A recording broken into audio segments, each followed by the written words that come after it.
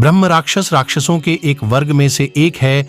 हिंदू पौराणिक कथाओं में आमतौर पर दुष्ट प्राणियों की एक जाति, ब्राह्मण वर्ग का एक सदस्य जो अधर्मी कर्मों में लिप्त होता है, उसे मृत्यु के बाद ब्रह्म राक्षस बनने का श्राप दिया जाता है। मनुस्मृति में कहा गया है कि जो ब्राह्मण बहिष्कृत जाति के सदस्य के साथ संगत करता है, अन्य पुरुषों की पत्नियों के साथ छेड़खानी करता है या अन्य ब्राह्मणों की संपत्ति चुराता है, वह अपनी मृत्यु के बाद ब्रह्म राक्षस बन जाएगा। पुराणों ब्रह्म पुराण में एक चांडाल और ब्रह्म राक्षस के बीच बातचीत का वर्णन है। जब उससे उसके द्वारा किए गए पाप के बारे में पूछा गया तो ब्रह्म राक्षस ने बताया कि वह कभी सोम शर्मा नामक ब्राह्मण था। चूंकि उसने एक बहिष्कृत राजा की ओर से एक यज्ञ किया था जिसकी सेवा में मंत्रों का प्रयोग वर्जित था, इसलिए उसे ब्रह्म राक्षस बना दिया गया था। नारद पुराण में कल्माशपाद का एक प्रसंग वर्णित है जिसमें वे एक ब्रह्म राक्षस से बात कर रहे थे जिसका निवास एक बरगद का पेड़ था। ब्रह्म राक्षस ने राजा को बताया कि वह पहले मगध देश का एक धनी ब्राह्मण था जिसका नाम सोमदत्त था।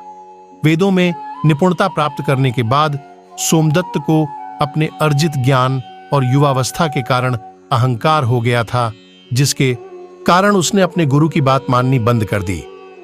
इस प्रकार वह ब्रह्म राक्षस की स्थिति में आ गया।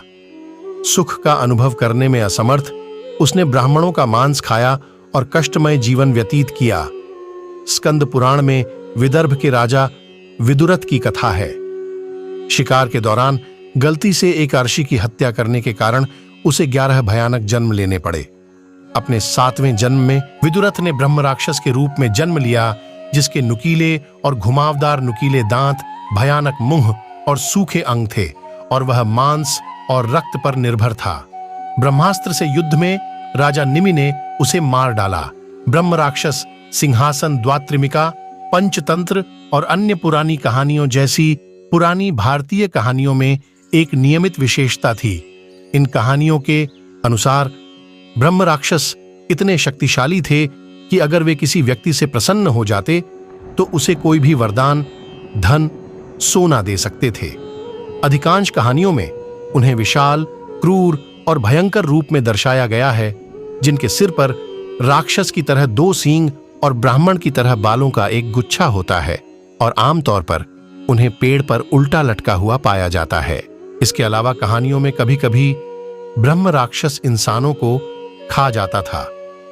ऐसा कहा जाता है कि 7वीं शताब्दी के संस्कृत कवि मयूर भट्ट, जिन्होंने प्रसिद्ध सूर्य शतक की रचना की थी, बिहार के औरंगाबाद जिले में स्थित देव सूर्य मंदिर में एक पीपल के पेड़ के नीचे तपस्या करते समय एक ब्रह्म राक्षस ने उन्हें परेशान किया था।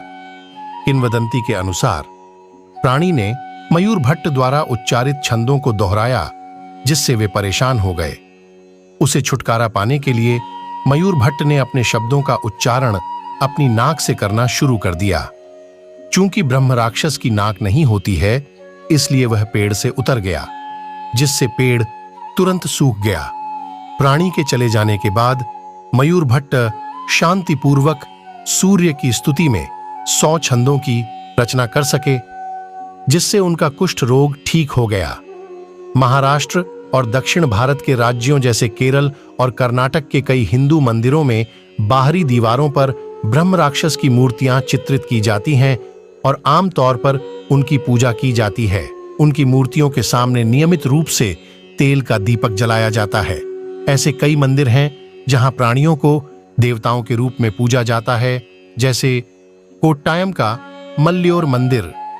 केरल के कोट्टाराथिल भगवती मंदिर में प्राणियों के मंदिर पूर्व की ओर मुख करके दक्षिणी दिशा में स्थित हैं। मडिकेरी के ओंकारेश्वर शिव मंदिर की क्षेत्रीय किंवदंती के अनुसार मंदिर को एक राजा द्वारा ब्रह्म राक्षस द्वारा उत्पन्न बुराई को दूर करने के लिए बनाया गया था।